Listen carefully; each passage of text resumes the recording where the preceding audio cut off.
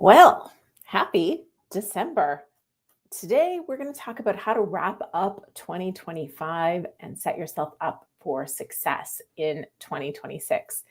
And this is really going to kick off the theme, well, not kick off, wrap up the theme that I've been talking about all year, which is that this is a business. Whether you started writing your book thinking you had a hobby or it was a passion project, the reality is becoming an author means you are starting a business.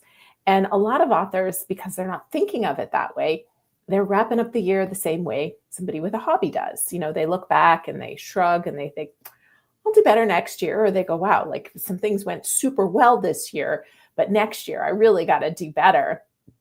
And I think that that's okay. Take a reflection. But a book, especially a book that you want to have impact and maybe make an income from, you want to think about it as a way, how are you going to build your business even more, grow that impact, earn money?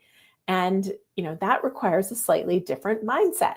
So what do you need to do as you wrap up the year? I'm going to give you five just because it's a nice, easy number, but five things that you can do to end the year to set yourself up for a profitable, powerful, and potentially less chaotic 2026. So the first thing we want to do is audit your author business, just like I audit book launchers, just like any good CEO will audit their business as they approach a year end and they're starting to plan for the next year. So what that means, you look at the numbers, not your feelings. I mean, you can look at your feelings too. I always like to look at what have I really enjoyed? What was energy draining? That is a feeling thing that I do evaluate. I think there's a lot of value in evaluating the things that give you energy and take energy. But what I really want to look at is numbers. I want to analyze what worked, what moved the needle, what didn't. And I think in that you can also think about what moved your energetic needle, because some things, they don't sell books, but they're fun, right? And that's worth continuing and noting that. But book sales, where did you spend your money? Where did you make your money? Marketing, what marketing did you put into money? What marketing did you put into money? Did I just say that? What money did you put into marketing, and what results did that get you? And then, I always like to note surprises. What was a good surprise? What was maybe not the best surprise? So do an assessment of the year. And, I like to look at it kind of, just jotting down the answers to these questions. But then again, going back and kind of going, if next year I have to stop doing a bunch of things and I can only continue doing one or two things, what are they? And when you see this list, that starts to become a lot more obvious, a lot easier to analyze. And I see people saying hello. So welcome, Ron and Jennifer and St. John Butler and Nice Deluxe and Bruce Wayne and Beeline Bill. So thank you, everybody. Great to see you here.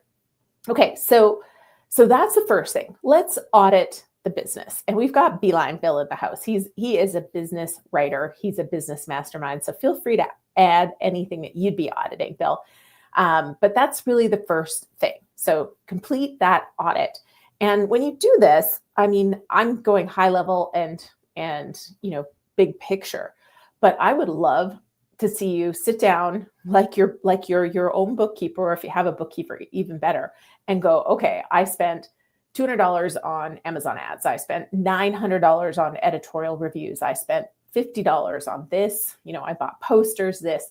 Look at those things and then go back and see if you can attribute certain results to them, certain energetic results. Again, there's nothing wrong with saying that was super fun and wanting to do it again, even if you didn't sell a ton of books. Because again, why do it? If you're doing things that are selling a ton of books, but you hate them, I don't think that's worth continuing either. So auditing is one. The next thing we want to do is, we've talked a lot about this year, the ecosystem, or even the empire. And of course, we've created a whole live in-person workshop called the Authors Empire Workshop, which is happening here in Las Vegas, March 5th and 6th, I believe, authorsempireworkshop.com if you're interested in coming. We only have 50 seats. And I think we're getting close to being a quarter full already. So if you are interested, definitely mark your calendar and plan to get your ticket soon. But the ecosystem is a really, really important thing for your author business. And that's, I'm calling it ecosystem, but I also have been thinking about it as the empire. And why we think of it like that is the book is just one piece. And this is more true now than it ever has been, but I think it's been true for successful authors for a long time. The famous example is, of course, Harry Potter. Thinking about how, the book was just one little piece of something that has become a mega empire. And so that's what I think it's important to really, really look at. And then what can you tighten up? What can you make better? And so this is, simple things like website. It's also your email list. It can be your reader magnets or your lead magnets. It can be your funnels. It can be the positioning of your author brand. It can also be the things that you offer around your book. So this could be apps, workshops like we're doing. We have our live, it's virtual, so it's not in person, but we have our live course that is a direct, it pulls content directly from Self-Publish and Succeed, and now the second edition. So it's our Self-Publish and Succeed course. That's part of our ecosystem. Of course, our services are part of this ecosystem as well. For some people, it's speaking, paid speaking, it's consulting. That is all part of this empire or ecosystem that you're building. And so again, kind of like you've audited, what worked and what didn't, what was fun and what wasn't, I think it's also important to now look at, okay, where am I leaking? And we just did this. Well, I've been doing it more than I say we as my team, but I've been doing this as well. Even specifically going, okay, YouTube as an example is a cornerstone, is a foundational part of our empire, our ecosystem here. And some things are not getting the traction that they used to get, and other things have a tremendous potential. And so next year, can you hear that? They are fixing up the office next door to me. And he just finished sanding the walls, and I think he just was vacuuming after sanding the walls. They just painted and sanded. So apologies. Even if you weren't distracted, I was.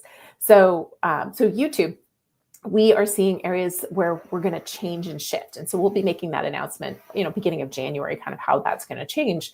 But, that's an important part of this ecosystem and evaluation, because YouTube is a cornerstone. But also one of the big things that we have as part of our ecosystem or empire is our author launch kit. And 2026, we've just finished rebuilding author launch kit. If you already have a license, make sure you're checking your email, because we have sent out an email moving you from our previous platform over to the new, robust and newly built platform, which has multi-book functionality, some really great social media content creation tools, and so much more. So check your email. But, all of these things are pieces that we're focusing on as a company. Now, as an author business, it may be a lot simpler. It might be, okay, book is the cornerstone, and I want speaking, I want some media, and then, I'm going to run a couple live events, or I'm going to do a virtual workshop, and that's kind of your ecosystem. But tighten it up. Look at what you're doing for next year and start to plan it. I have a old school written calendar. I write things down, and I'm like, okay, I'm promoting this. This is happening then. This is when I'm going to be talking about it. Plan it out. And speaking of planning, that's number 3. So as you wrap up 2025, look back at the content that you created. And if you didn't create content, think about what you want to create in 2026. But same thing, look at 2025. What worked? What content resonated? That's part of what I did when I was evaluating the YouTube, our YouTube videos and our live streams and all of that. And look at what worked really well. And then, think about what you're doing. If you have a new book coming out in 2026, or are you doing some of these other empire building pieces? And then, just get a pen and paper and sketch out your calendar and kind of put those big things down, those book launch or an anniversary, like celebrating the 1-year anniversary of your book being out, and plan that content. And think about, even if you don't have something going on monthly, can you plan some sort of core thing every 2 months? So an ebook sale, an anniversary celebration, your workshop, those kind of things. Think about themes. If there's a specific day of the year that ties really nicely to your book, like a cancer day or I think we have many that tie. I mean, there's even donut days and things like that. So I can promise there's a day that ties to it. But if you're going to do something around it, create that. And if you do have Author Launch Kit will help with some of these things, this content planning and strategic planning. So, just log into Author Launch Kit and start playing around. But I think that that's really important. And a lot of people don't look back at their whole year and go, wow, okay, so in the last 12 months, if I'm filtering through for content, this post, like I have one post on Instagram. I didn't do a lot on Instagram. Just kind of in the last few months, I started posting some of my YouTube reels. And one of my YouTube reels just went bananas on Instagram and generated, I don't even know, like 400,000 views or something and 25,000, not comments, but there's thousands of comments on it too. So it was one of those crazy ones. And I look at that and I go, well, actually, I don't know if I'm going to create more content like that, but that's kind of cool that one went viral-ish, not quite viral, but it was very popular. But looking at that, going, okay, which ones did really well? Why do I think that is? Is there more content around that I want to create going forward? Because that's going to help you. And then even think about your podcasts that you did, your media that you did, any partnerships that you had. I've actually had lots of meetings just today. I had a call with 11 Labs and I had another call with Spotify for Authors. So I'm starting to plan and build out more partnerships and do more work with some of these key companies that we want to work with that we're already talking about. They're looking for support, amongst self-published authors, which is great. So that's some of the stuff that we're doing. So I got two more for you, but I want to see what you guys are talking about. Jason said he's finally doing his author photo. Yay, that's great. Hey, Jack, great to see you. And Beeline Bill is just echoing what I said, which is track it all. Every dime spent, and I would argue every dime that comes in, and try as much as you can to correlate the two. So this dime went out and it brought in this quarter as much as you can. It's not always that easy.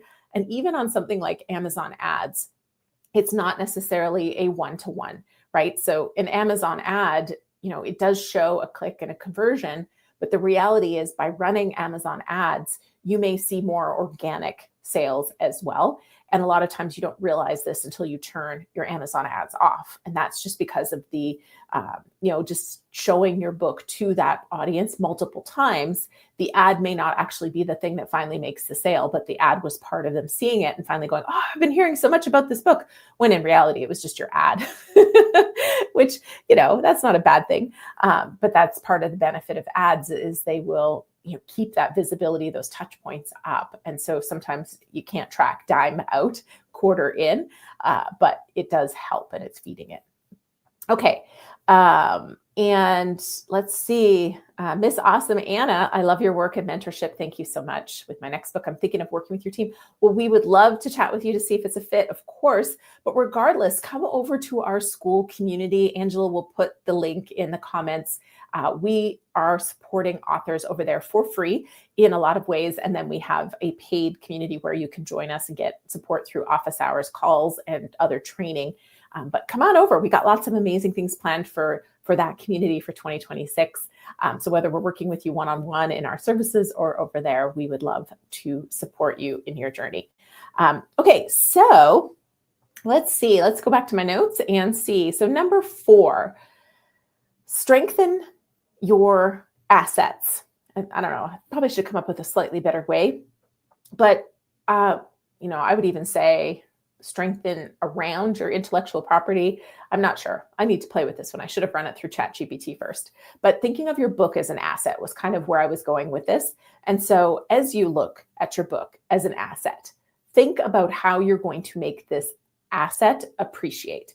Because again, if you think of it as an asset, you're not just thinking of it as the book I launched, past tense, and now it's collecting dust, right? We're thinking of it as the beautiful intellectual property that it is. And now let's see what else we can do with this intellectual property in 2026. And I think sometimes that means updating. So that's what we just did with Self-Publish and Succeed. We looked at it and we went at the start of 2025, we looked at it and we went, you know what? This book isn't talking about AI. We've worked with, another 500 authors since this book was written. We've refined our processes, and it's time. It's time to give this book an updated look. And so that's what we did. We rewrote a lot of the sections, added some material on how to think about AI, and really brought it back into the times. So, but that's thinking of it as an asset, as the cornerstone of what we do at Book Launchers. When you sign on with our full services, Angela, she ships you a box, a welcome box. It has some goodies in it, of course, but it's also giving you a copy of Self-Publish and Succeed and Self-Promote and Succeed, because these aren't just books. They are foundational. When somebody starts working with us in our team, we also have them read these books, because they need to know, everybody who's on the team needs to have read these books and needs to know this content inside and out. And we used it to train Julie the BookBot. So, anybody who's used Julie the BookBot, say hi, because Julie the BookBot is brilliant, and she has been trained on the books and on the YouTube content, and she can answer your publishing, book marketing, book publishing questions in quite a detailed way. She can evaluate your book description. She can evaluate your author bio and give you suggestions. And she can do it in a way that ChatGPT or some of these LLMs doesn't, because she has been trained on everything you need to know to succeed and build your author business and succeed as a nonfiction self-publishing author. And so it's really, really niche and really, really specific. But that's using the book as an asset, right? It is not just about the book. We have actually quite a few clients now, but we just got news yesterday, I think, that one of our clients has a lot of international rights interest. And so our partner agency DropCap is sent over a contract to sign him and represent him. And we've had this happen, a handful of times before, and they've gotten deals and the books are published in other languages in other countries. And again, that's an asset. So you retain the rights to this asset in this country, and then in other countries, publishers license it from you, sell it, and you get paid a royalty and a fee for that. So that's really great. So when you think of it as an asset, how do you keep it appreciating and not having it lose value? One is keeping it up to date with the content. Another is keeping the metadata. So your keywords, your categories, the cover, the book description. Is everything still current? Does it need a new format? Should you record an audiobook? Could you add a workbook? Could you add a companion product to it? Maybe it needs its own clone. For book authors, right now, if you're working on it, of course, Self-Publish and Succeed Live and Authors Empire Workshop, those are two things that you should seriously consider, because it will help you write a much, much better book, because you're going to work on your reader, your hook, your business plan behind the book. Those things are fundamental. And thinking of your book as an asset now sets you up for a greater chance of success. But then also, as we wrap up 2025 and start to look at 2026, how does this book play into your goals? How can you utilize the book to get you where you want to go? So maybe it's bigger stages, or it's media, or it's, okay, I want to monetize my content. I want to leverage what I'm doing so it's not all one-to-one. That's a common goal with our clients. So thinking about that, and then thinking about this book as an asset, and what do you need to do to make this asset worth even more in 2026? All right, number 5, and then we can open it up to questions, and we can do prizes for everybody who's here and who has said hello. But number 5 is speaking of scaling and kind of thinking about using it as an asset, is to really kind of look at 2025 and go, what am I going to stop doing? And at Author Nation, there was this really, really great presentation that kicked it all open.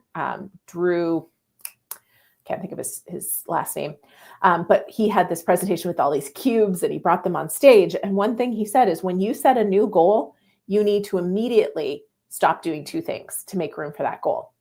And he said you have to stop doing the easy thing, and you have to stop doing the hard thing. And the hard thing being the hard thing to stop doing. And for some people, that might be, okay, I can't watch, no more weeknight TV watching, or no more, something, because in order to make room for this goal, you have to stop doing things. And for some people, it may be looking at that energetic lift, that one thing you've been doing. It might be social media, as an example. I know for a lot of people, social media is a big energy suck and it often doesn't have the return that you want. And so maybe it's, I'm going to stop doing social media, but in its place, I'm going to put my energy, effort, attention onto this thing. So as you look at 2026 and you're wrapping up 2025, let's look at something that you want to stop doing. And then find that thing that was working, that you enjoyed, and let's double down on it for 2026. And I think if you can wrap up 2025 thinking about those two things, like the one thing I'm not going to do and that one thing I'm going to double down on, that will make 2026 your best year yet. Because now you can be strategic about where you're going to invest your time, your money, if you have a team where you're going to invest their time and their energy. And ultimately, this is committing to this being a business. And as soon as you commit, as soon as you say, okay, I am running my author business, and you get in that mindset of, oh my gosh, this is a business, I think you will change how you behave. And that shift alone is going to change the trajectory that you are on, especially if you've been thinking of this as a hobby or a passion project. That one mindset shift will dramatically change. Ultimately, if you do exactly what you did in 2025, don't expect any different outcome at the end of 2026. I think that is one of the most important things to take away. In fact, if you do the same things you did this year, even if this year was a good year, if you do the same things, you probably will get less success in 2026. That's why I think it's really important to evaluate what you're going to stop doing and what you're going to do more of, and really do that strategically. And also look at where we're going, right? Where's the world going? What's trending? And we'll be doing another video on that coming up this month, what to watch out for. I just had a call with 11 Labs, somebody from the 11 Labs team today. And they just announced today that they have 11 reader chat. And so you can set it up, and I'm in the middle of doing it with Self-Publish and Succeed. I used my voice clone and produced the audiobook version for it. And I'm just in the middle of publishing it to 11 Reader. But on 11 Reader, it has the functionality now where a reader can chat with the book content. So I'll be curious to see how it stacks up against JulieBot. It won't be quite as good as Julie the Book Bot, but I believe that this is where we are. And I've said this before, that I think you have to set your book up to be experienced, not just to be read. And this is just further evidence of kind of where we're going and where the world is going to be at the end of 2026. So it's looking, don't do the same things in 2025, because it is not going to get you even the same results as you got this year, unless you were very future forward with what you were doing. Looking at LLMs and discoverability and audiobooks and engagement and experiential activities for your book. But a lot of people just think it's a new year. I'm going to work harder. I'm going to get better results. And that is not going to work. You have to work smarter and strategically, and remember that you're running a business, and a business grows because an owner makes intentional strategic choices. So there we go. That was what I wanted to share. I'm curious what you're going to do. What's one thing you're going to do as you wrap up 2025 and head into 2026? Let me know in the comments, and we will do prizes in a second. All right, so let's see. Bring all the cool new stuff. You got it, Gary. I am on it. And Miss Awesome Anna, I want to go to Author Nation next year. Yeah, it was a great event, and it's more fiction than nonfiction by far. There's definitely a lot more content for the fiction authors, but there's lots of great networking, great events, great learnings, and of course you're in Las Vegas, which is always a fun place to be. Okay, and St. John Butler is going to have the book done in 2026, and looking forward to holding that first copy in your hands. That's great. Okay, I'm going to go ahead and pop on over, hopefully, to share screen. And if there's been any questions that come in, or if you have a question, you can go ahead and post it right now. And if not, that's cool too. I'm happy to call it a day at any point. I will tell you next week, Angela will be hosting, but I'm going to pre-record a video for you for live stream on some of the content changes that Draft to Digital has rolled out recently.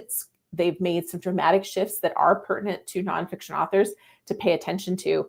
So I will record some content for you, and then Angela will be here to hang out with you and chat about it in the comments. All right, we have 10 entries. Somebody just snuck in because it went 9 to 10. So let's see who our winner is today. And Dana Baker. Congratulations. I don't know if you've won before. So here's how it works. What you're going to do is you're going to email Angela at team@booklaunchers.com. She'll probably put it in the comments for you. And you are going to let her know your mailing address and then what prize you would like. And we typically have 4 different prizes that we're giving away. And the prizes are a hashtag No Boring Books mug or an author launch kit mug. I don't know which one. Nope, not author launch kit. Hashtag No Boring Books mug. Yeah, okay, perfect. It's the hashtag No Boring Books mug. And also our Oh So Soft journal. And then we also have copies of the old Self-Publish and Succeed. Angela's like, yes, take them out of my closet so I can make room for the second edition. And we have copies of Self-Promote and Succeed. So let her know which prize you would like. And while we're talking prizes, I also want to let you know that we have our annual holiday extravaganza happening December 16th. It's going to be right here, same time on December 16th, so 2 p.m. Pacific Standard Time. Our holiday extravaganza is a great big party where we clean out Angela's closet. So basically, for an hour straight, we're going to answer questions. Different people from the Book Launchers team will be here, and we're going to have prizes. We're going to have fun, and it will be not a guaranteed win of a prize, but we give away a lot of prizes. So a great chunk of the people that are there partying and celebrating the holiday season with us will take home a prize. All right, Angela, any questions?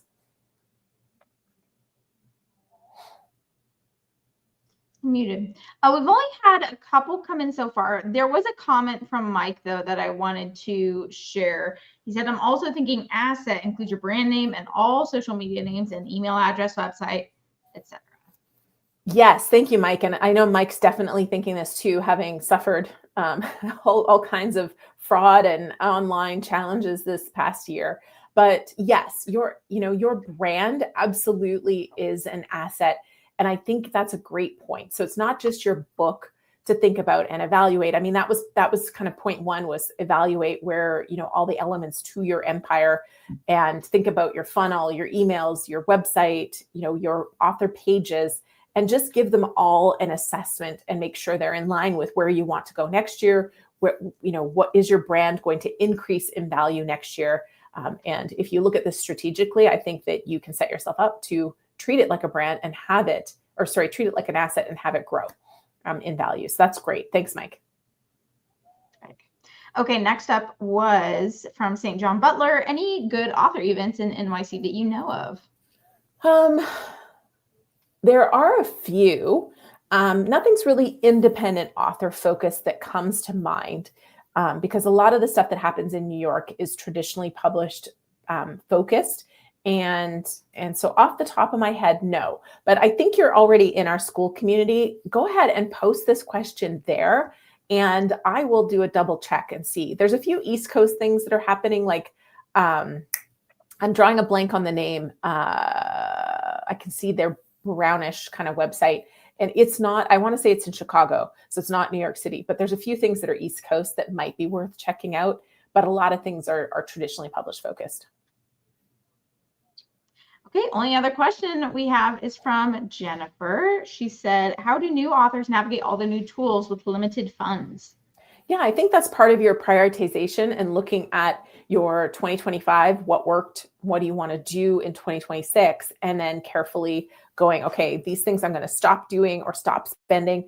One of the things that we do as a company is we basically, and I say we, loosely because Angela does it, but she goes through and she makes a spreadsheet of all of the subscriptions and all the things that we spend money on, because they start to add up. They creep up on you. You get $20 for this service and $12 for this service. And the next thing you know, you have $4,000 worth of subscriptions in a month. Of course, we're an excessive example because we test things for our clients. We test things for you guys. We use things ourselves.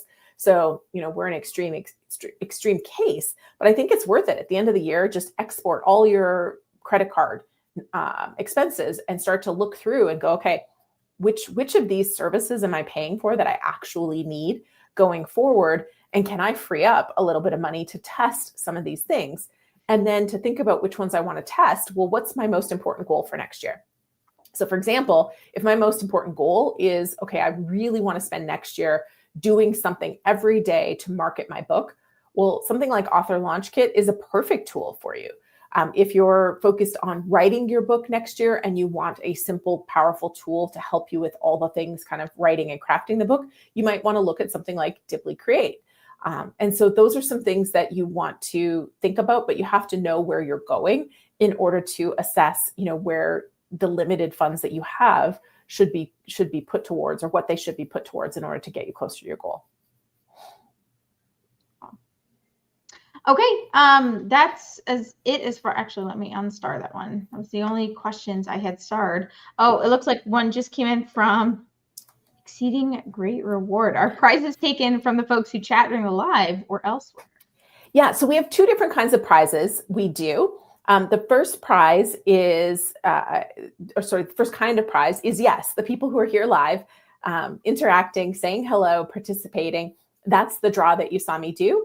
The other prize we do, and we do this one every other week, so we just did it last week, is everybody who comments the day a video comes out. So Tuesdays and Fridays.